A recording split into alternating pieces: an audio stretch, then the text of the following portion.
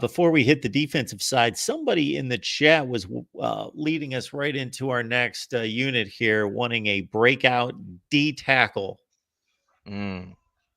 Breakout D tackle. All right, I'm going to give you two breakout D tackles. One name that has been making a lot of buzz in spring, and this is a young man that was recruited out of high school as a basketball player, transitioned into a football player his last year as a senior in high school, and that is Jared Harrison Hunt. This is a guy that when he first came into the program under Manny Diaz, really shined his first year. But then after his first year, he battled through injuries, and then obviously bringing other guys in, it was a hard time getting back in the depth chart. Well, right now, it's a play by committee at the defensive line position. This is going to be our deepest group by far on our football team, and it's make it or break it for a lot of these guys. If you can't shine now in the spring, it's going to be hard to shine in the fall because we got guys that are coming back off of injury into fall camp that are going to be back. And then you also got some young guys that are freshmen, guys like Armando Blunt, guys like Justin Scott, guys like Artavius Jones, bringing in someone back like Joshua Horton, Ahmad Moten. These are all guys that have intangibles to be a great defensive tackle. It's just having the chance to do it. Well, guess what? Your chance is very slim now because we're just bringing in so many quality guys. So it's up to them to really make the opportunity right now. And Harrison Hunt is doing just that. And all the coaches have really spoken positive about him, not only on the football field, but how he carries himself off the football field. And he's a guy that could play outside, inside. He's a tweener as well. He could be lined up in different packages. So I think Harrison Hunt is going to be one guy to watch out for as far as the defensive line position. And then I'll throw out a younger guy that hasn't got on campus yet, and I mentioned him earlier, and that's Justin Scott, five-star defensive lineman who we flipped from Ohio State, and he's a physical specimen. He's a guy that as soon as he gets on campus, he's going to stand out immediately. The same way that Miami fans and the staff have been raving about Markel Bell, the transfer tackle JUCO that we got, who's 6'9", 300-plus pounds, who just looks like a man-child compared to everybody else. That's exactly what someone like Justin Scott is going to bring to the table on the defensive line front because we've been really missing that three-tech guy. I think the last quality guy we had was Gerald Willis. So you want to bring in as many guys as you can with that. So Ahmad Moten, Artavius Jones, Blunt, and Scott, those are going to be four guys that are really, really going to be battling with one each other to really get some playing time this year. But I really do like Harrison Hunt as far as a standout defensive tackle.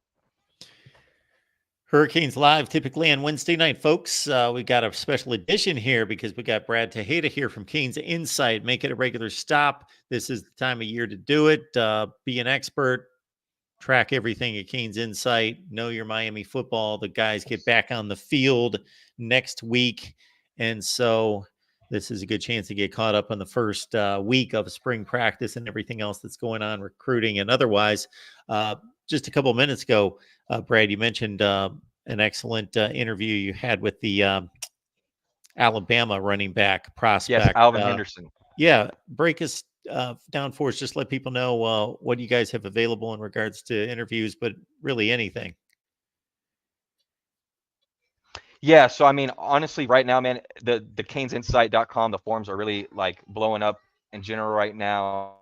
D Money, Peter Rees, and myself, we've really taken things to another level. We're dropping things literally every single day now on the channel, whether it's live news from practice, whether it's recruit interviews, or just anything and everything regarding Miami Hurricanes, not just football, but baseball.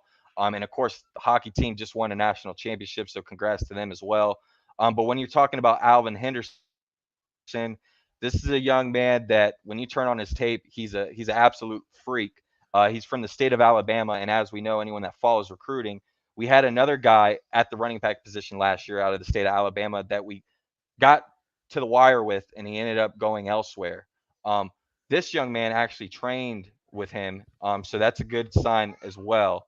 But with Alvin Henderson in general, I mean, you're not going to find too many high school kids in the country that can score 61 touchdowns in just 14 games. He was a back-to-back 1A running back of the year in the state of Alabama. So as far as accolades, as far as what he brings to the table, he checks off every box. He ran for 3,500 rushing yards, averaging like 250 yards a game. He's coming into his senior year with still a lot to prove. I know Florida State was one of the teams to watch out for, but if I had to guess right now, I don't think Florida State's nowhere in the mix with that. I like where Miami stands. There's a couple other schools that are really looking heavily after him, but Alvin A-Train Henderson is one of the top running backs in the nation for a reason. There was a couple other good recruits that I've interviewed recently that have really stand out to me. Luca Gilbert, who's a 6'7", 233 tight end out of Westchester, Ohio. This is a young man that also plays basketball, has had recent offers from Texas A&M, Florida, and a few others. But this is the guy that hasn't stopped growing. He's 6'7" right now, but he could get to 6'8". Someone that could possibly slide in and transition to an offensive lineman if you wanted to. So this is a guy that could be under Coach Woodle, could be under Coach Mirabal. But when you speak to this young man, what really stands out is his mentality, the way he carries himself on and off the football field, the way he describes the word dog, the way he works out on and off the football field, the way he attacks not only defensive linemen, but every day in the classroom, on the football field. These are the things that Mario Cristobal looks for in just student athletes. And Luca Gilbert, it honestly seems like he was born under Mario Cristobal. Anytime I talk to him, he's probably my favorite recruit in this class. So Luca Gilbert's one to watch. Cortez Mills has been getting a few crystal balls here lately in the last 48 hours. He's a wide receiver out of Homestead who I recently interviewed as well. Team Raw, 7-on-7. This is a kid that is one of the top receivers in the country, one of the top receivers in South Florida, who I expect to end up going to Miami. But we're on the rise here. There's going to be a few more other guys that will be getting some crystal ball predictions here shortly. And as we know with Mario Cristobal, when he puts on the loafers, you better watch out. We're going to start our first wave here soon before the month of June.